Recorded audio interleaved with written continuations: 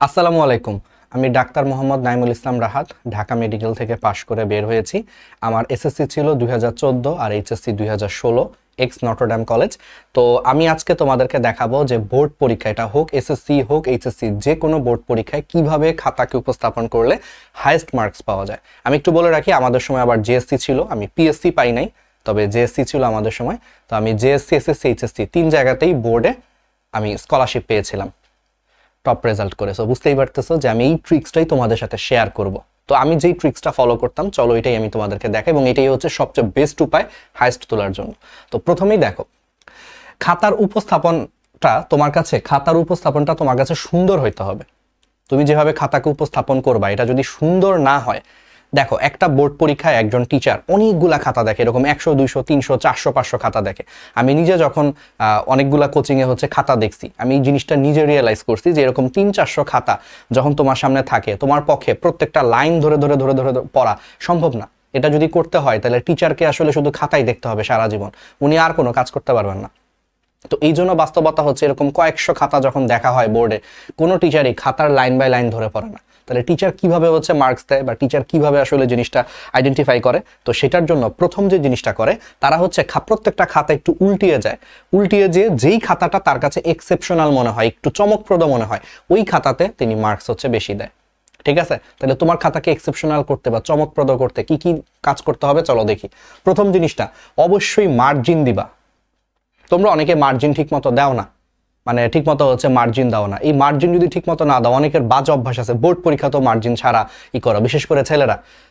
Margin অবশ্যই কিন্তু দিবা। তুমি বোর্ড পরীক্ষার খাতায় যদি সুন্দর করে মার্জিন না করো, তুমি কিন্তু ভালো মার্কস তুলতে পারবে না। মার্জিন বলতে তোমার চারদিকে মার্জিন করার দরকার নাই, তুমি জাস্ট বাম দিক আর উপরের দিকে মার্জিন করো, 1 ইঞ্চি পরিমাণ ফাঁকা দিয়ে মার্জিন করো পেন্সিল দিয়ে। ঠিক আছে? এটা কিন্তু খুব গুরুত্বপূর্ণ। দ্বিতীয় জিনিসটা হচ্ছে, আগে ওভারঅল খাতার প্রেজেন্টেশনটা বলি, দেন আমি সাবজেক্ট ভিত্তিক সৃজনশীল সবকিছু আলাদা করে আলোচনা করব।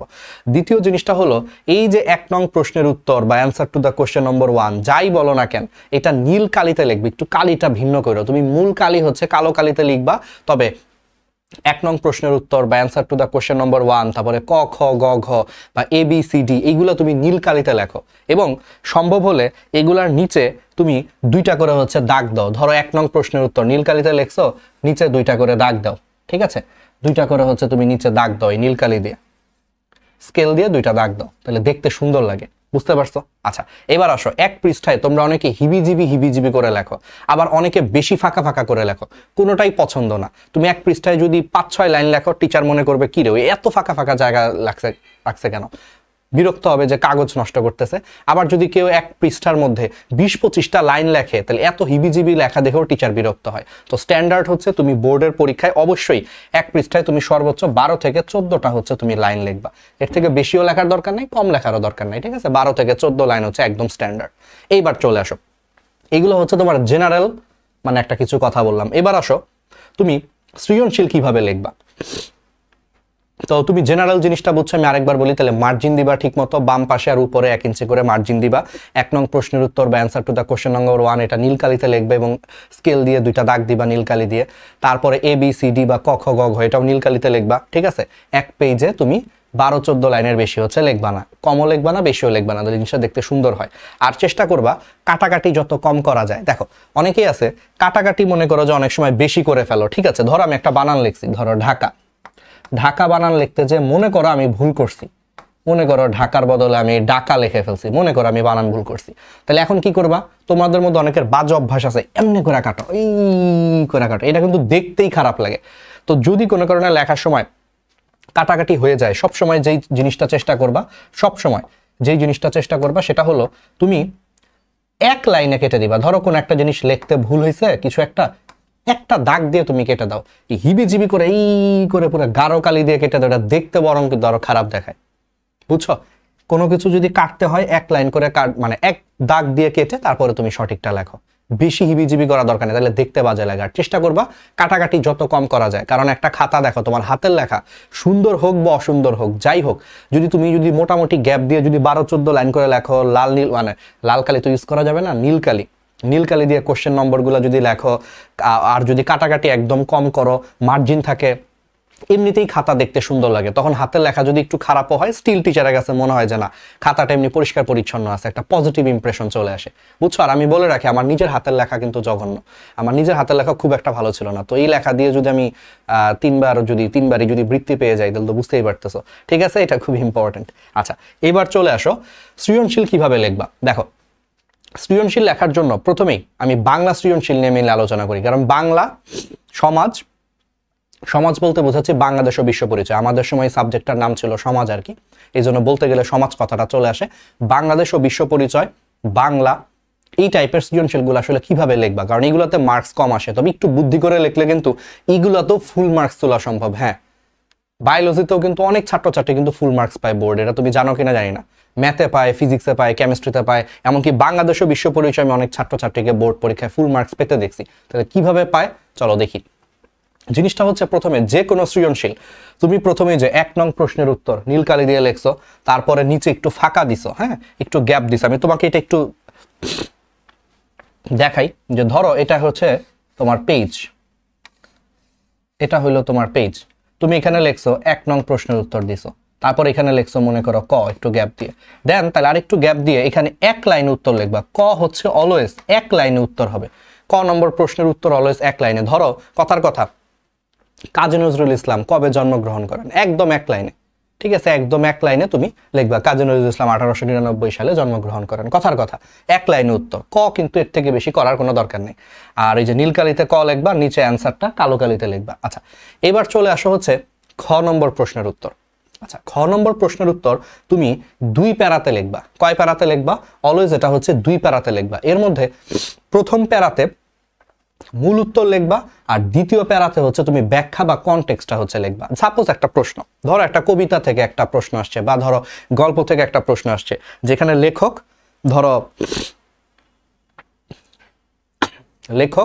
ধরো হচ্ছে তোমার একজনকে চোর বলছে, ধরো আমি একটা জাস্ট এক্সাম্পল দিচ্ছি, যে ধরো একটা গল্পের মধ্যে ধরো লেখক একজনকে চোর বলে আখ্যায়িত করছে, তো তোমার খ নম্বরের প্রশ্ন আসবে যে কেন লেখক ওই গল্পে অমুককে চোর বলে আখ্যায়িত করেছে, ব্যাখ্যা করো, বা এরকম কিছু একটা। তো প্রথম প্যারাতে হচ্ছে মূল উত্তর লিখবা, যে সে চোর বলে আখ্যায়িত করেছে, কিছু একটা চুরি করছে, তাই না? তুমি লিখবা যে ধরো এই গল্পে লেখক অমুককে চোর বলেছে কারণ সে একটা জিনিস চুরি করেছিল, বা ধরো কিছু একটা হয়েছিল, এটা হচ্ছে মূল উত্তর, এটা 2 প্যারার প্রথম প্যারাতে লিখবা। খ নম্বর উত্তরের 2 প্যারার প্রথম প্যারাতে হচ্ছে মূল উত্তরটা লিখবা। দেন দ্বিতীয় প্যারায় তুমি এখন কনটেক্সট লিখবা, যে গল্পে অমুক গল্পে ওই লোকটা অমুক জিনিসটা চুরি করেছিল, বা সাহিত্য চুরি করেছিল, বা কিছু একটা অন্যের লেখাকে নিজের নামে চালিয়ে দিয়েছিল, এটা দেখে লেখক ক্ষুব্ধ হয়ে লেখক বলছে যে যারা অন্যের লেখাকে নিজের নামে বলে চালিয়ে দিয়ে চুরি করে তারা এক ধরনের চোর, এই কারণে তাকে চোর বলা হয়েছে। তার মানে বুঝছো, প্রথম প্যারাতে আমি মূল উত্তরটা লিখছি যে ওই অমুক গল্পে এই লোকটাকে এই কারণে চোর বলা হয়েছে, আর আমি দ্বিতীয় প্যারাতে সেটাকে বিস্তারিত ভেঙে লিখছি যে অমুকে এই একটা লেখা বা কিছু একটা চুরি করছিল, সেটা লেখক ক্ষুব্ধ হয়েছে, লেখক ক্ষুব্ধ হয়ে বলছে যে না এই কাজটাও এক ধরনের চৌর্যবৃত্তির শামিল, এই জন্য তাকে চোর বলা হয়েছে। তাহলে বুঝছো, প্রথম প্যারায় তুমি 1 লাইন বা 2 লাইনে হচ্ছে মূল উত্তর লেখে, দ্বিতীয় প্যারাতে 3-4 লাইনে তুমি সেই উত্তরটার কনটেক্সট লিখলা, 3-4 বা 4-5 লাইনে কনটেক্সট লিখলা, শেষ, তোমার খ শেষ। এইভাবে তুমি যদি 2 প্যারায় লেখো, খতে তুমি একদম 2-এ 2 পাবা। তার মানে খ নম্বরটা দেখতে তোমার অনেকটা এরকম হবে যে তুমি এখানে হচ্ছে খ লেখছো, এখানে হচ্ছে প্রথম প্যারায় তুমি 2-3 লাইনে হচ্ছে মূল উত্তরটা লেখছো, দেন দ্বিতীয় প্যারা একটু গ্যাপ দিয়ে দ্বিতীয় প্যারায় যেখান থেকে শুরু করছো, এখান থেকে তুমি 3-4 লাইনে তুমি মনে করো জিনিসটাকে হচ্ছে কনটেক্সটটা লিখছো, ব্যাস, এই তো একদম ফুল মার্কস পেয়ে যাবা খ। আমি কি বুঝাইতে পারছি কিভাবে লিখতে হবে? আশা করি ক্রিস্টাল ক্লিয়ার। হ্যাঁ আচ্ছা এবার আসো গ।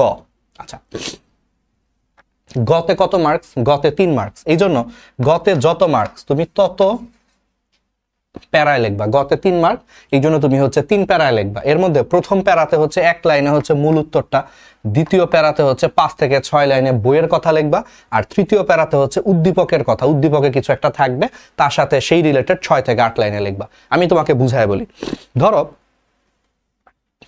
ধরো কথার কথা হচ্ছে তোমার একটা গল্প, একটা গল্পে হচ্ছে মনে করো একজন লোক, মনে করো মানে কি ছিল, একজন লোক মনে করো কুসংস্কারে বিশ্বাস করতো, যে হচ্ছে তোমার ধরো একজন মানে মনে করো একটা গল্পে মনে করো তোমার গল্পটা এরকম যে একজন লোক কুসংস্কারে বিশ্বাস করত, তো কুসংস্কারে হচ্ছে বিশ্বাস করার কারণে মানে সে বিশ্বাস করতো যে হচ্ছে হাত চুলকাইলে টাকা আসে, কালো বিড়াল দেখাটা অশুভ বা এরকম কিছু একটা, মনে করে একটা গল্প এরকম কিছু একটা নিয়ে আসে। তো উদ্দীপকটা এরকম ছিল যে উদ্দীপকে জহির, মনে করো জহিরও মনেও কুসংস্কার আছে, জহির হচ্ছে সবসময় হচ্ছে তোমার কালো বিড়াল দেখলে সে ভয় পেয়ে যায়, তারপরে সে হাত চুলকাইলে টাকা, সেই সব কথায় সে বিশ্বাস করে। তারপরে মনে করো সে কি বলে সে বাড়ি থেকে দূরে থাকতে কখনো মানে ফোন ধরে না, সে মনে করে যে বাড়ি থেকে দূরে থেকে ফোন ধরাটা একটা কুসংস্কারের লক্ষণ। মানে মনে করো আমি একটা জিনিস র্যান্ডমলি বলতেছি, ঠিক আছে, একটু বলার চেষ্টা করতেছি। তাহলে এই যে যে জিনিসগুলো আমি তোমাদেরকে বললাম, তাহলে ধরো এটার উপর ভিত্তি করে একটা এই যে উদ্দীপক দিছে যে জহির হচ্ছে এই কুসংস্কারগুলো বিশ্বাস করে উদ্দীপকে। তো তারপরে তোমাকে গ নম্বরে প্রশ্ন করবে যে উদ্দীপকে জহিরের সাথে তোমার পঠিত অমুক গল্পের অমুক চরিত্রের হচ্ছে কতটুকু সাদৃশ্য বা বৈসাদৃশ্য আছে ব্যাখ্যা করো, এরকমই তো আসে গ নম্বরে। তাহলে সেই ক্ষেত্রে তুমি কি করবা? তাহলে গ নম্বর 3 মার্কস, তাহলে 3 প্যারায় লিখবা। এর মধ্যে প্রথম প্যারাতে জাস্ট এক লাইনে মূল উত্তরটা লিখবা যে উদ্দীপকে জহিরের সাথে আমার পড়া অমুক গল্পের অমুক চরিত্রের মিল আছে বা অমিল আছে বা অমুক চরিত্রের মিল আছে, ব্যাস এটাই হচ্ছে তোমার এক লাইনে উত্তর। আগে লিখলা যে এই চরিত্রের সাথে তোমার বইয়ে পড়া কোন চরিত্রের মিল আছে, আগে তুমি সেটা এক লাইনে উত্তর লিখলা যে উদ্দীপকে জহিরের চরিত্রের সাথে আমার পড়া অমুক গল্পের অমুক চরিত্রের মিল আছে, ব্যাস এটা এক লাইনে তুমি উত্তর লিখলা। আচ্ছা, এরপরে দ্বিতীয় প্যারায় তুমি 5 থেকে 6 লাইনে বইয়ের কথা লিখবা, উদ্দীপকের অমুক গল্পে অমুক চরিত্রটা এই কাজ করতো, কুসংস্কারে বিশ্বাস করতো, এটা করতো, এরকম 5-6 লাইনে হচ্ছে লিখবা। দেন তৃতীয় প্যারাতে তুমি এখন উদ্দীপকের কথা হচ্ছে 6 থেকে 8 লাইনে লিখবা, যে তৃতীয় প্যারায় লিখবা যে উদ্দীপক থেকেও দেখা যাচ্ছে যে জহির চরিত্রটা অনেকটা একই, সেও কুসংস্কারে বিশ্বাস করে, সে কালো বিড়াল দেখলে ভয় পেয়ে যায়, সে হাত চুলকালে টাকা আসে, এরকম বিভিন্ন ধরনের সে কুসংস্কারে হচ্ছে বিশ্বাসী। যেটা এই উদ্দীপকের 2-3টা কথা লিখে বলবা যে বইয়ের ওই চরিত্রটাও একই ধরনের বিশ্বাসে বিশ্বাসী ছিল, এই জন্য বলা যায়, লাস্টে তুমি একটা টেনে দিলা যে এই জন্য বলা যায় যে উদ্দীপকের জহির চরিত্রটার সাথে আমার পড়া অমুক গল্পের এই চরিত্রটার মিল আছে, ব্যাস। তাহলে বুঝছো? তার মানে প্রথম প্যারাতে সরাসরি এক লাইনে উত্তর যে উদ্দীপকের জহির চরিত্রের সাথে আমার পড়া অমুক গল্পের অমুক চরিত্রের মিল আছে। দেন দ্বিতীয় প্যারাতে 5 থেকে 6 লাইনে তুমি বইয়ের ওই চরিত্রটা লিখবা যে কি কি সে গল্পে করছে, এগুলা লিখলা। দেন তৃতীয় প্যারাতে উদ্দীপকের কথা লিখলা, উদ্দীপকের কথা লিখে লাস্টে বলে দিলা যে উদ্দীপকের এই মতো ওই বইয়ের চরিত্রের মতোই সেও উদ্দীপকে এই কাজটা করতেছে, বইয়ের চরিত্রের মতো সেও কুসংস্কারে বিশ্বাস করে, সে এরকম করে, এই জন্য উদ্দীপকের চরিত্রের সাথে বইয়ের ওই চরিত্রের মিল আছে। লাস্ট একটা উপসংহার টেনে দিলা লাস্ট প্যারা শেষের দিকে যে। তাহলে এইরকম করে তুমি যদি লেখো গ একদম তুমি 3-3 পেয়ে যাবা। গ কি করবা? একদম তুমি 3-3 পাবা। অর্থাৎ এটা তোমার কাছে অনেকটা এরকম হবে, আমি যদি এখানেই তোমাকে একটু দেখাই, অনেকটা এরকম হবে, আমি তোমাকে দেখাচ্ছি যে গ। আর চেষ্টা করবা গ ঘ অলওয়েজ চেষ্টা করবা বাম দিকে লিখতে এবং ডান দিকে যাতে শেষ হয়, এটা দেখতে সুন্দর লাগে। আমার কথাটা কি বুঝছো? গ ঘ চেষ্টা করবা যে বামে শুরু হয়ে যাতে ডানে শেষ হয়ে যায়। তো গ লেখে একটু গ্যাপ দিয়ে ওই যে এক লাইনে তুমি মূল উত্তরটা লিখলা। দেন এই যে দ্বিতীয় প্যারা হচ্ছে তুমি মনে করো 5-6 লাইন লিখলা, ঠিক আছে, 5-6 লাইন লিখলা, তোমার দ্বিতীয় প্যারা মনে করে এখানে যে শেষ হইলো। দেন তৃতীয় প্যারায় যে এখান থেকে শুরু হবে, এখান থেকে 6-8 লাইন লিখলা, ব্যাস 6-8 লাইন লিখে মোটামুটি ধরো এই যে এখানে যে শেষ হয়ে গেল, শেষ। এই তো, তাহলে বুঝতে পারছো? এইভাবে করে তুমি গ যদি লেখো একদম ইনশাল্লাহ 3-3 পেয়ে যাবে। এবার আসো ঘ। ঘ কত মার্কস? ঘ হচ্ছে তোমার 4 মার্কস। তাহলে ঘ 4 মার্কস, তাহলে 4 প্যারা। মনে রাখবা যত নম্বর তত প্যারা। ঘ 4 নম্বর 4 প্যারা, ঠিক আছে। তাহলে 4 প্যারার মধ্যে প্রথম 3টা প্যারা হচ্ছে গ নং প্রশ্নের মতোই লিখবো। অর্থাৎ ঘতে নর্মালি বিশ্লেষণ করতে আসে যে কিছু একটা উক্তি দিয়ে বলবো, উক্তিটাকে বিশ্লেষণ করো, বা তোমার পড়া অমুক গল্পের সাথে এই উক্তিটার সাদৃশ্য আছে কিনা, বা তুমি একমত কিনা, বা এই মন্তব্যের সাথে তুমি একমত কিনা ব্যাখ্যা করো। ঘ নম্বরে কিন্তু এরকম আসে, তোমার কাছে একটা মতামত চাওয়া হয়। নর্মালি ঘ নম্বর প্রশ্নে দেখবা তোমার কাছে একটা মতামত চাওয়া হয় যে এইটার সাথে তুমি একমত কিনা, বা হ্যান ত্যান হচ্ছে। ওকে, তাহলে তুমি লিখবা। তাহলে প্রথম প্যারাতে ওই যে বলছিলাম যে প্রথম 3টা প্যারা হচ্ছে গর মতোই। প্রথম প্যারাতে তুমি এক লাইনে উত্তর যে হ্যাঁ উদ্দীপকের মানে এই চরিত্রটার সাথে এই চরিত্রের হচ্ছে অনেকটুকু মিল আছে, এই ব্যাপারে আমি একমত, ব্যাস, এটা তোমার এক লাইনে উত্তর। এটা তুমি প্রথম প্যারায় লিখলা। দেন দ্বিতীয় প্যারায় সে আগের মতোই বইয়ের কথা লিখবা, যে বইয়ের ওই চরিত্রটা এই কাজগুলা করতো, কথার কথা বলতেছি। তারপর 3 নম্বর প্যারায় হচ্ছে উদ্দীপকের কথাটা লিখবা, যে উদ্দীপকের জহিরও একই কাজ করতো, বইয়ের মতোই করে, বইয়ের ওই গল্পের মতোই সেও কুসংস্কারে বিশ্বাসী, সেও এটা করতো, বইয়েও ওই গল্পে যা করতো সেও তাই করতো, হ্যান ত্যান করে তুমি করলা। দেন এখানে ইউনিক জিনিসটা হচ্ছে শেষ প্যারা, এখানে লাস্ট যে প্যারাটা, চতুর্থ প্যারা এক্সট্রা যোগ হবে, সেই চতুর্থ প্যারায় তুমি 2-3 লাইনে তোমার সিদ্ধান্ত হচ্ছে তোমার জানাবা। তোমার কাছে একটা সিদ্ধান্ত জানতে চাইছে, উদ্দীপকের গুরুত্ব অপরিসীম বা উদ্দীপকের সাথে তুমি একমত কিনা, তারপরে বলবা যে অতএব আসলে আমরা বলতে পারি উদ্দীপক থেকে এবং অমুক গল্প থেকে আমরা মোটামুটি এই সিদ্ধান্তে আসতে পারি যে হ্যাঁ, জহিরের সাথে ওই চরিত্রের মিল আছে, এটা আমি সম্পূর্ণ একমত। এই যে তোমার মতামত দিয়ে দিলা 2-3 লাইনে 4 নম্বর প্যারায়। ঠিক আছে, এইভাবে যদি তুমি যদি ঘ নম্বর লেখো, একদম দেখবা তুমি 4-এ 4 পেয়ে গেছো। Clear, crystal clear. আর চেষ্টা করবা সৃজনশীল লেখার সময় একটু ফাঁকা ফাঁকা করে হচ্ছে লিখতে। ঠিক আছে, একটু ফাঁকা করে হচ্ছে লিখবা, তাহলে একটু মানে দেখাবা যে পেজও অনেক লিখে ফেলছো। টিচারদের কাছে হাতের লেখা মানে যতটুকু গুছানো যায়, খাতাকে যত সুন্দর পরিষ্কার পরিচ্ছন্ন রাখা যায়, ঘ 3 প্যারায়, ঘ 4 প্যারায়, খ 2 প্যারায়, ক এক লাইনে, এগুলো টিচাররা পছন্দ করে। প্লাস একটু ফাঁকা করে লিখলে মনে হবে যে অনেক পৃষ্ঠা ভরে লেখছো। মার্কস এমনি দেখবা তোমাকে ফুল মার্কস না দিলেও 10-এ মিনিমাম তোমাকে 9 দিয়ে দিছে। যদি 10-এ 10 নাও দেয়, 10-এ মিনিমাম তোমাকে 9 দিয়ে দিছে। একদম পুরো একদম হাইয়েস্ট লেভেলের তোমাকে মার্কস দিচ্ছে। বুঝতে পারছো? আর ঘ নম্বরটা অনেকটা দেখতে কিরকম হবে আমি বলছি, গ ঘ সবসময় বাম দিক থেকে শুরু করবা। তাইলে ঘ যদি বাম দিক থেকে শুরু করো, ধরো এই যে খাতার 2টা পেজ, তাহলে এখানে শুরু করবা ঘ তো আগেই শেষ করছো, গ এই যে এখানে মনে করো শেষ করছো, দেন পাতা উল্টাইছো, পাতা উল্টাই যেখান থেকে ঘ আগের মতো এক লাইনে শেষ করলা। দেন এই যে এখান থেকে করবা, লেখলা। দেন এই যে এখানে 3 নম্বর প্যারা ধরো শেষ করলা। দেন এখানে লাস্টে 4 নম্বর প্যারা, বা এখানে যদি 4 নম্বর প্যারা শেষ না হয় তুমি পরের পেজে চলে যাও, পরের পেজে 4 নম্বর প্যারা শেষ করো 2-3 লাইনে, সমস্যা নেই। ঘ নম্বর এখানে শেষ না হলে তুমি পরের পেজের 2-3 লাইন লিখতে পারো, কোনো প্রবলেম নেই।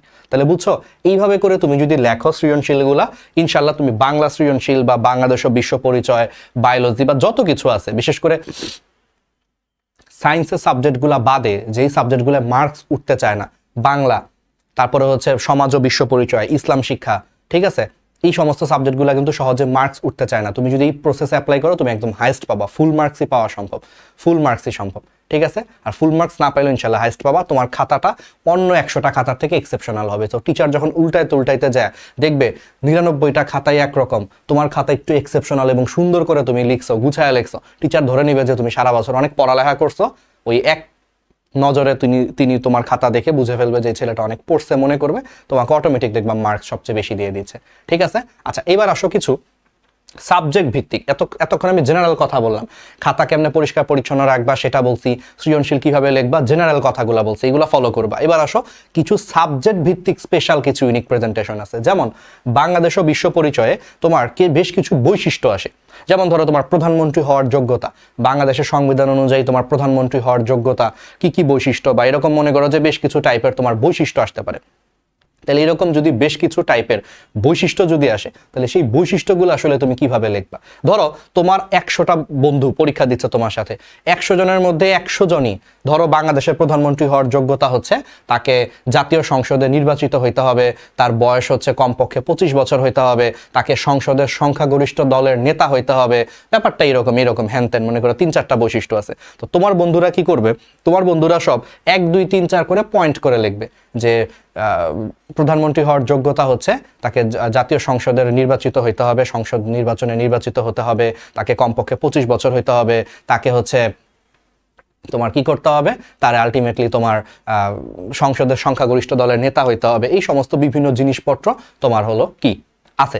আচ্ছা তুমি সেই জায়গায় তুমি কি করলা, তুমি হচ্ছে সেই জায়গায় হচ্ছে তুমি মনে করো যে তুমি প্রেজেন্ট করলা কি পয়েন্ট করে না লিখে, তুমি কি করলা, ধরো পেন্সিল দিয়ে তুমি এরকম একটা স্কোয়ার করলা বা একটা গোল্লা দিলা, স্কোয়ার করলা বা একটা গোল্লা দিলা, এরকম করে তুমি দিলা। তোমার 100টা বন্ধু কিন্তু বৈশিষ্ট্য পয়েন্ট করে লেখছে, তাহলে ওদের খাতাটা কিন্তু দেখতে একরকম হবে। আর তুমি কি করলা, পেন্সিল দিয়ে মনে করো এরকম স্কেল দিয়ে হচ্ছে স্কোয়ার আঁকলা বা আয়তক্ষেত্র আঁকলা বা এরকম একটা গোল্লা দিলা, কিছু একটা হাত দিয়ে বা পেন্সিল দিয়ে তুমি একটা গোল্লা দিলা, দিয়ে ওইখানে কলম দিয়ে লেখলা প্রধানমন্ত্রী হওয়ার যোগ্যতা। এটাই তো জানতে চাইছে যে প্রধানমন্ত্রী হওয়ার কয়টা যোগ্যতা আছে, কি লেখো। তুমি লেখলা প্রধানমন্ত্রী হওয়ার যোগ্যতা, এটার ভিতরে লেখলা, বা এই যে আমি যেভাবে লিখছি প্রধানমন্ত্রী হওয়ার যোগ্যতা। দেন তুমি তীর চিহ্ন দিলা, দিয়ে এইখানে ছোট্ট করে লেখো যে কমপক্ষে 25 বছর বয়স হইতে হবে, ঠিক আছে, কমপক্ষে 25 বছর বয়স্ক হইতে হবে, জাতীয় সংসদে নির্বাচিত হইতে হবে, সংসদের সংখ্যাগরিষ্ঠ দলের নেতা হইতে হবে, ব্যাস এরকম করে তীর চিহ্ন দিয়ে এখানে লিখবা কমপক্ষে 25 বছর হইতে হবে, এখানে লেখা হচ্ছে সংখ্যাগরিষ্ঠ দলের নেতা হইতে হবে। আমার কথাটা কি বুঝতে পারতেছো?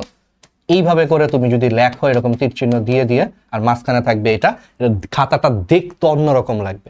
যেই টিচারই দেখবে সে পুরো মুগ্ধ হয়ে যাবে যে 100টা ছেলে মেয়ে পয়েন্ট আকারে লেখছে, 1 জন 2 জন 3 জন 5 জন এইরকম করে লেখছে। তার কাছে মনে হবে যে না, এই ছেলে মেয়েগুলা অন্য লেভেলে পড়াশোনা করছে এবং ওরা জানে কিভাবে পরীক্ষার হলে খাতাটাকে একটু ইউনিক ভাবে প্রেজেন্ট করতে হয়।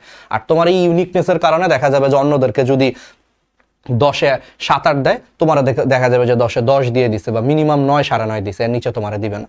এই যে ইউনিক প্রেজেন্টেশন, যে বৈশিষ্ট্য যখন জানতে চায়, পয়েন্টের বদলে তুমি এইভাবে লিখতে পারো, পয়েন্ট পয়েন্ট করে লেখার বদলে এইভাবে লেখো, একদম বেস্ট মার্কস তোমাকে দিয়ে দিবে। বুঝতে পারছো?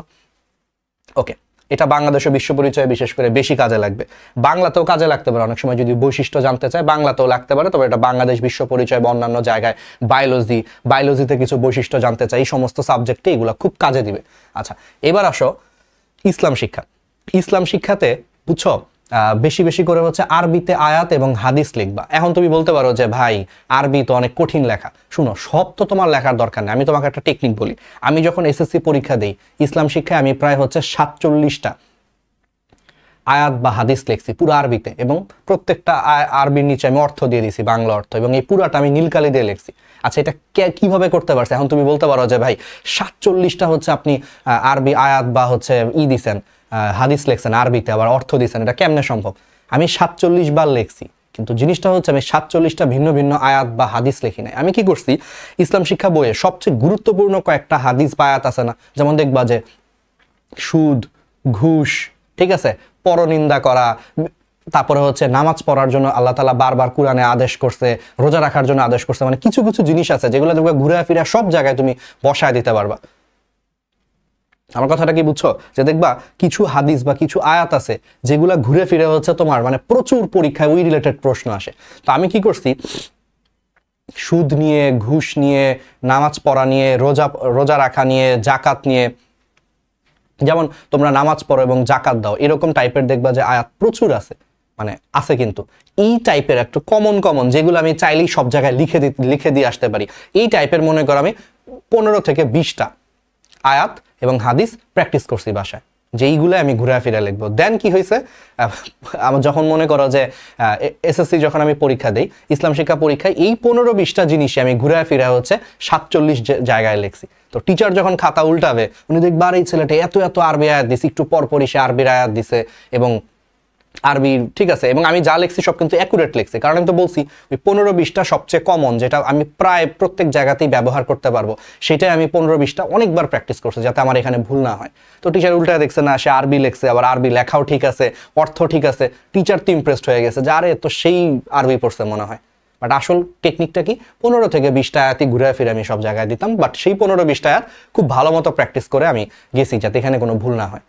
এবং এটা নীলকালি দিয়ে লিখছি, বাংলা অর্থটাও নীলকালি দিয়ে লিখছি। এতে করে কি হয় জানো, একদিক থেকে টিচারের ইমপ্রেশনটাও ভালো হয়, আর এই আরবি লেখা আর নিচে বাংলা অর্থ এটা লিখতে যাই মনে করো আমি একটা পেজের প্রায় অর্ধেক খেয়ে ফেলছি আর কি, ঠিক আছে। তো এখানে আরবি লেখা শুরু করছি, ঠিক আছে, এখান থেকে মনে করো আরবি লেখা শুরু করছি, আরবি লেখা শুরু করে মনে করো এখানে শেষ হয়েছে আরবিটা, আর এই যে বাংলা অর্থ এটা বইলাম মনে করো মাত্র 4 লাইনেই আমি মনে করো পুরো পেজে ধরো অর্ধেক জায়গা নিয়ে নিছি। এতে করে আমার মানে টিচার যে খাতা দেখছে সে দেখবে টিচার মানে স্টুডেন্টটা পৃষ্ঠা ভরে ভরে লেখছে, টিচারের কাছে মনে হবে যে আমি অনেক বেশি লিখছি, আসলে কিন্তু তা না, মাত্র 4টা লাইনেই আমি অর্ধেক পেজ মনে করো ফিল আপ করে ফেলছি। এতে করে টিচার মনে করবে যে পৃষ্ঠাও বেশি লিখছি, আবার বুঝতেই পারতেছো যে আরবি লিখছি, ইসলাম শিক্ষা আরবি আয়াত লিখছো। খুব কম মানুষই দেখবা যে ছাত্রছাত্রী দেখবা আরবি আয়াত লিখবে, সবাই তো বাংলা অর্থ লেখে, তুমি সাথে আরবি আয়াতও লিখছো, বাট এটা কি খুব কঠিন? মাত্র 15-20টা তুমি করছো। বা তোমার কাছে যদি কঠিন মনে হয়, আমার মতো 47টা লেখার দরকার নাই, তুমি 6-7টা আয়াত শিখো, 6-7টা হাদিস শিখো আরবিতে লেখা, এই 6-7টা দিয়ে তুমি অন্তত 20 বার তো লিখতে পারবা, নাকি 20-22 জায়গায় তো লিখতে পারবা, তাইলেই হবে।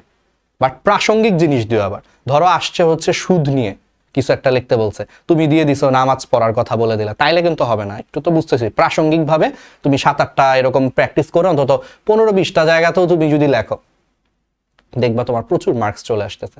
বুঝছো? ওকে, তাহলে এই জিনিসটি ইসলাম শিক্ষায় করতে পারো। তারপরে আসো বায়োলজি। ভাই বায়োলজিতে তো বুঝতেই পারতেছো, যত বেশি তুমি ছবি আঁকবা লিখবা কম, বায়োলজিতে চেষ্টা করবা চিত্র দেওয়ার কথা বেশি চিন্তা করবা, যত বেশি চিত্র বা ছবি দিবা তত তুমি ভালো লাগবে। আচ্ছা, এই বায়োলজিটা যাওয়ার আগে আমি তোমাকে একটু ছোট্ট করে বলি, ছোট্ট করে। আচ্ছা, তোমাদের সাদি ভাইয়া কল দিছে, ছোট্ট করে বলি। আচ্ছা দেখো, আমাদের ডিএমসি স্টেশন যে স্কুলটা, এখানে আমরা রেগুলার ভিডিও আপলোড দিই। তো তোমরা তোমাদের যে ইউটিউব আছে, ঠিক আছে, ইউটিউবে যে তোমরা এই যে ডিএমসি স্টেশন স্কুল লিখে সার্চ দিবা, দেখো অলরেডি 6.06K সাবস্ক্রাইবার্স আছে, এটা সাবস্ক্রাইব করে রাখবা। আর এই চ্যানেলটা তুমি ফলো করবা, ঠিক আছে, এই চ্যানেলটা তুমি রেগুলার ফলো করবা, সাবস্ক্রাইব করবা, তাহলে তুমি এই ধরনের ভিডিওগুলো আরো বেশি বেশি করে তুমি পাবা। আর এইখানে আসো, এইখানে আমরা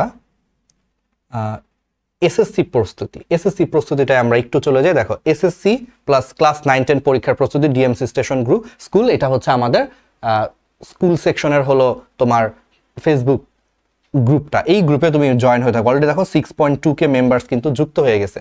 তুমি সার্চ দিও এসএসসি প্লাস ক্লাস 9-10 পরীক্ষার প্রস্তুতি ডিএমসি স্টেশন স্কুল লিখে সার্চ দিলেই হবে। এসএসসি প্লাস ক্লাস 9-10 পরীক্ষার প্রস্তুতি লিখলেই দেখবা গ্রুপটা চলে আসবে, সার্চ দিয়ে যুক্ত হয়ে থাকো এবং তোমার বন্ধু বান্ধবদেরকে অ্যাড করে। এরকম গুরুত্বপূর্ণ গাইডলাইন, দুর্দান্ত ক্লাস সব এখানে ঢাকা মেডিকেল, বুয়েট এবং ঢাকা ইউনিভার্সিটির সেরা সেরা টিচাররা তোমার ক্লাস নেবে।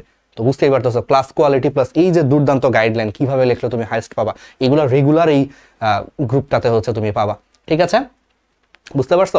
ওকে, তাহলে এবার চলে আসো আমি বায়োলজিতে আবার বলি। তাহলে বায়োলজিতে অবশ্যই বেশি বেশি করে ছবি আঁকবা। ধরো কোনো কিছুর যদি গঠন বলে যে এই গঠন বর্ণনা করো, তুমি ছবি এঁকে দিবা, ছবি এঁকে দিয়ে চিহ্নিত করে দেন তুমি নিচে 2-3টা খালি ওই ইম্পর্টেন্ট জিনিসগুলো বলবা। যেমন ধরো তোমার আসছে, ধরো বলছে যে নিউরনের গঠন বর্ণনা করো, ঠিক আছে, তুমি নিউরনের একটা ছবি এঁকে দাও, নিউরনের একটা ছবি এঁকে দাও, সমস্যা কি? নিউরনের একটা ছবি এঁকে দাও, এই যে ধরো এটা একটা নিউরন, আমি জাস্ট আঁকতেছি, খুব ফাস্ট আঁকতেছি, একটা ছবি এঁকে দাও। তাহলে এটা নিউরনের কোষ দেহ, ঠিক আছে, এগুলো নিউরনের ডেনড্রাইট, এটা কোষ দেহ, এটা অ্যাক্সন, এটা হলো নিউক্লিয়াস, দ্যাটস ইট। তুমি খালি ছবিটা এঁকে এগুলা নাম্বারিং করো, দেন তুমি নিচে খালি 1-2 লাইন করে লিখবা, চিত্র দিবা, চিত্র নিউরনের গঠন, দেন তুমি 1-2 লাইন করে লেখো যে কোষ দেহ, মূল অংশটা কোষ দেহ, তারপরে লেখো ডেনড্রাইট, কোষ দেহ থেকে ছোট্ট কিছু অংশ বের হয়ে যায়, এগুলোকে ডেনড্রাইট বলে, আর লম্বা যে সুতার মতো যে জিনিসটা বের হয় তাকে অ্যাক্সন বলে। শেষ। এই 2-3 লাইনে লেখছো আর তুমি ছবি এঁকে নাম্বারিং করে দিছো, চিহ্নিত করে দিছো, তুমি একদম 3-3, 4-4 পাবা। এই জায়গায় তুমি যদি চিত্র না এঁকে, ধরো গঠন আসছে, তুমি চিত্র না এঁকে যদি তুমি খালি লেখো, বইয়ের পুরো জিনিসটা যদি একদম হুবহু মুখস্থ করে লেখো, তাও 1-1.5 পেজ লেখলেও টিচার তোমাকে 3 বা 4-এ ফুল মার্কস দিবে না। টিচার চিন্তা করবে কি লেখছে, হাবিজাবি লেখা রাখছে। চিত্র আঁকবে, চিত্র আঁকার বদলে কি হাবিজাবি আঁকা রাখছে। টিচার বিরক্ত হয়, কারণ শত শত খাতা, বুঝতেই পারতেছো টিচারের মানসিক অবস্থা চিন্তা করো, শত শত খাতা, সব খাতাতেই খালি লেখা লেখা লেখা, এত লেখা লাইন বাই লাইন পড়ার সময় আছে? সেই জায়গায় ধরো তুমি কি করলা, গঠন বর্ণনা করতে বলছে, ছবি এঁকে দিছো, নামকরণ করছো ঠিক মতো, নিচে লেখছো এটা কিসের চিত্র, আর 1-2 লাইনে তুমি খালি লিখে দিছো। এতে করে তোমার সুবিধাটা দুইটা। একটা সুবিধা চিত্র এঁকে আর নিচে 1-2 লাইন লিখলে তোমার 1-1.5 পেজ পূরণ হয়ে যাবে, তাহলে বেশি লেখাও লাগতেছে না।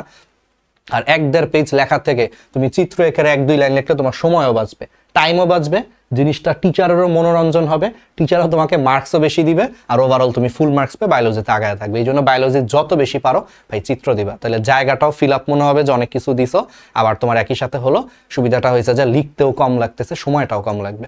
আর চিত্র পেন্সিল দিয়ে আঁকবা, চিত্র আঁকার জন্য তোমাকে লিওনার্দো দা ভিঞ্চি হওয়ার কোনো দরকার নাই। চিত্র জাস্ট তুমি আঁকলে টিচার যাতে বুঝতে পারে যে না এই ছেলেটা বই দেখছে, মানে নিউরন দেখতে কিরকম, জীবনে একবার হলো বই খুলা পড়ছে, ঠিক আছে, যত বাজে হোক যাই হোক, যদি নামকরণ ঠিক থাকে, মোটামুটি যদি শেপ ঠিক থাকে, টিচার ধরে নেয় যে ঠিক আছে, ও তো লিওনার্দো দা ভিঞ্চি না যে একদম বইয়ের মতো সুন্দর করে আঁকবে, বাট ও আঁকছে মানে ঠিক আছে, অ্যাবসলিউটলি ওকে, দেখবা ফুল মার্কসই দিয়ে দেয়, মার্কস কম দেয় না।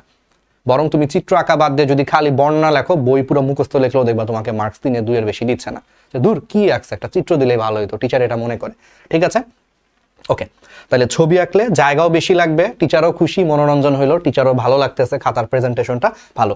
আর কেমিস্ট্রিতে সেম জিনিসটা বিক্রিয়া লেখার চেষ্টা করবা, বেশি বেশি কেমিস্ট্রিতে বিক্রিয়া লেখার চেষ্টা করবা। মানে যদি সুযোগ থাকে রিলেটেড বিক্রিয়া, উড়াধুরা বিক্রিয়া না, তোমার আসছে একটা বিক্রিয়া লিখে দিলে আরেকটা, তাইলে হবে না। আর রিলেটেড বিক্রিয়া, লা শাতেলিয়ারের নীতি ধরো তোমাকে ব্যাখ্যা করতে বলছে, লা শাতেলিয়ারের নীতি ব্যাখ্যা করো, তুমি একটা বিক্রিয়া সহ বিক্রিয়া লেখে এক্সাম্পল দিয়ে তুমি ব্যাখ্যা করলা, আর বিক্রিয়াটা তুমি নীলকালিতে লিখলা, তাহলে দেখতেও সুন্দর লাগে, আর একটা নিজে একটা বিক্রিয়া সুন্দর করে লিখে ওটা ব্যাখ্যা করে দিলা, দেখবা টিচারদের অটোমেটিক মার্কস চলে আসে। বুঝছো? তাহলে এই জিনিসটা একটু খেয়াল রাখো, তাহলে দেখবা যে তোমার খাতার প্রেজেন্টেশন থেকে শুরু করে সবকিছু একদম দুর্দান্ত হবে। আর ইংলিশের ক্ষেত্রে মার্কস বেশি তোলার একটু নিয়ম আমি সাবজেক্ট ভিত্তিক একবার বলে যাই।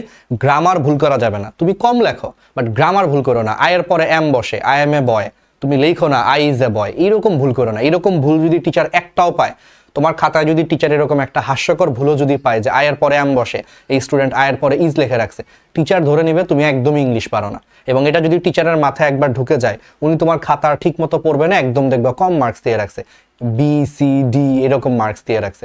বুঝছো? এই জন্য গ্রামাটিক্যাল যাতে কোনো ভুল না হয়, কম লেখো বাট গ্রামার যাতে শুদ্ধ থাকে, এটা খুব ইম্পর্টেন্ট। সাথে স্পেলিং, তোমরা প্রচুর বানান ভুল করো, ইংলিশে লিখতে দিলেই তুমি প্রচুর বানান ভুল করো, এগুলো একটু চেক রাখো, কারণ টিচার পাতা উল্টাইতে যে ওই একটা দুইটা লাইন কিন্তু পড়ে, ওই পাতা উল্টাইতে যেও কিন্তু এক দুইটা লাইনের উপরে চোখ পড়ে যায়, আর সেই লাইনগুলো যদি বানান ভুল হয় টিচার ধরে নিবে তুমি ইংলিশ ভালো পারো না, মার্কস কমায় দেবে। এই জন্য স্পেলিং ভুল যাতে না হয়, গ্রামারের ভুল যাতে না হয়, যত সম্ভব কমানো যায় এটা চেষ্টা করো, এটা তোমার প্রতি রিকোয়েস্ট। আর হচ্ছে কিছু স্মার্ট ইংরেজি শব্দ লেখার চেষ্টা করো, যেমন ইম্পর্টেন্টের বদলে তুমি সিগনিফিকেন্ট লিখলা, রিডিউসের বদলে তুমি মিটিগেট এই শব্দটা ইউজ করতে পারো। এরকম 2-3টা শব্দ, 4-5টা শব্দ দেখো। তোমার ইম্পর্টেন্ট শব্দটা ইংলিশে প্রচুর ইউজ করতে হয়, তুমি ইম্পর্টেন্টের জায়গায় সিগনিফিকেন্ট লিখলা, তাহলে একটু অন্যরকম শব্দ, টিচার খুশি হবে যে না এই ছেলেটা অনেক জানে, সিগনিফিকেন্ট লিখতেছে। সবাই ইম্পর্টেন্ট লিখতেছে, ও লিখতেছে সিগনিফিকেন্ট, দেখতে একটু ভালো লাগে। সবাই লিখতেছে রিডিউস, তুমি সে জায়গায় লেখলা হচ্ছে মিটিগেট। এরকম কিছু 5-10টা শব্দ আছে যেগুলো বারবার ব্যবহার করতে হয়। কিছু কনজাংশন আছে, অ্যান্ড, অর, এগুলার বদলে এইগুলারই সমার্থক শব্দ, বাট অন্য কোনো শব্দ ইউজ করলে টিচার মনে করবে তোমার ইংলিশের স্কিল অনেক ভালো। এরকম 5-10টা কমন শব্দের বদলে একটু সুন্দর সুন্দর কিছু শব্দ লেখার চেষ্টা করো। আর তারপরে প্যাসেজে অনেক সময় বলে যে সামারাইজ দ্য প্যাসেজ, এখানে সবাই শুরু করবে this passage tells us about, বা দিস প্যাসেজ শোজ আস, তুমি সে জায়গায় একটু ভিন্ন অর্থ ইউজ করো। This passage highlights the importance of education, teacher মনে করবে কিরে সবাই তো this passage shows us, this passage tells us হাবিজাবি লেখছে, এই ছেলেটা একটু ইউনিক জিনিস লেখছে, this passage highlights the importance of education, teacher মনে করবে আরে ও তো মনে হয় সেই লেভেলের ইংলিশ পারে। কথাটা কি বুঝছো? তোমার তখন অটোমেটিক দেখবা মার্কস চলে আসবে। তাহলে কি বুঝাইতে পারছি? মোটামুটি এগুলাই। আর ম্যাথের ক্ষেত্রে তো বুঝতেছো, ম্যাথ পারলেই তুমি ফুল মার্কস পাবা। ম্যাথের ক্ষেত্রে যদি কিছু পারো বা না পারো, অন্তত ভাই অ্যান্সারটা মিলাই দিয়ে এসো। যদি তোমার এরকম হয় যে একটা ম্যাথ করতে বসছো, মাঝপথে মিলাইতে পারতেছো না, বাট তুমি ম্যাথের অ্যান্সারটা জানো, বা সামনে পিছনে তোমার বন্ধুদের সাথে অলরেডি কথা বলে তুমি অ্যান্সার বের করে ফেলছো যে এই ম্যাথের অ্যান্সার মনে করো 50, বাট তুমি মিলাইতে পারতেছো না, কি করবা? ওই 2-4 লাইন লিখে লাস্টে অ্যান্সার 50 দিয়ে দিও। হাই চান্স আছে, এটা একটা ফাঁকিবাজি নিনজা টেকনিক, হাই চান্স আছে টিচার পুরা ম্যাথটা দেখবে না, উনি পাতা উল্টাইতে উনি তো জানে যে এটার অ্যান্সার কত, দেখবে অ্যান্সার 50 আসছে, রাইট দিয়ে দেখবা ফুল মার্কস দিয়ে দিছে। বুঝছো? এটা একটা নিনজা টেকনিক। তাহলে ক্লিয়ার? তাহলে ম্যাথের ক্ষেত্রে ম্যাথ পারলেই ফুল মার্কস পাবা, সমস্যা নাই। ম্যাথের ক্ষেত্রে এরকম কিছু না। তবে যদি এরকম হয় যে তুমি একটা ম্যাথ মিলাইতে পারতেছো না, বাট তোমার অ্যান্সার মুখস্থ আছে, বা আশেপাশে থেকে তুমি অ্যান্সারটা জানছো যে এই ম্যাথের অ্যান্সার এত আসবে, ভাই তুমি মাঝখানে যা খুশি, মানে যা খুশি বলতে চেষ্টা করবা কাছাকাছি কিছু লেখে লাস্টে তুমি অ্যান্সারটা সঠিক অ্যান্সার দিয়ে দিও, এবং সাথে লিখে দিও যে অ্যান্সার এত। তাহলে হাই চান্স আছে, there is a high chance যে টিচার আসলে পুরা খাতা দেখবে না, উনি অ্যান্সারটা দেখে টিক দিয়ে চলে যাবে যে ঠিক আছে অ্যান্সার মিলছে, কারণ এত খাতা লাইন বাই লাইন পড়ার টাইম কারো নাই। তো তুমি ম্যাথে ওইভাবে তখন ভালো মার্কস পাবে। এটা একটা নিনজা টেকনিক আর কি, ঠিক আছে? তো এইভাবে করে তুমি যদি করো, দেখবা যে কোনো বোর্ড পরীক্ষা, এটা শুধু এসএসসি না, এইচএসসির জন্য সব ধরনের বোর্ড পরীক্ষা, এগুলো হচ্ছে বেসিক জিনিস, এগুলো যদি করতে পারো তোমার বোর্ডে মার্কস চলে আসে, বৃত্তি পাবা, গোল্ডেন পাবা, সবকিছুই পাবা, ঠিক আছে? ওকে। আর আমি আরেকবার তোমাদেরকে মনে করা দিই, সম্পূর্ণ ফ্রিতেই তোমরা যদি আমাদের সাথে প্রস্তুতি নিতে চাও, সম্পূর্ণ ফ্রি, এবং গাইডলাইন পেতে চাও, রেগুলার যুক্ত থাকতে চাও, তুমি এসএসসি যেই ব্যাচই হও না কেন, এসএসসি 25, 26, 27 এসএসসি দিবা সামনে, তুমি আমাদের এই এসএসসি প্লাস ক্লাস 9-10 পরীক্ষার প্রস্তুতি ডিএমসি স্টেশন স্কুল, এই স্কুলটায় তুমি যুক্ত হয়ে যেতে পারো। আর তুমি যদি এইচএসসি ছাত্রছাত্রী হও, যে কলেজে উঠে গেছো, কলেজে উঠে গেলে তুমি আমাদের ডিএমসি স্টেশন নামে একটা ফেসবুক গ্রুপ আছে, সেখানে যুক্ত হতে পারো। কলেজের ছাত্রছাত্রীদের জন্য ডিএমসি স্টেশন এখানে যুক্ত হতে পারো। আর স্কুল বা এসএসসি দিবা যারা, তাদের জন্য তো আমি এইমাত্র দেখাইলাম, এই গ্রুপটায় তুমি যুক্ত হয়ে যেতে পারো সার্চ দিয়ে, ঠিক আছে।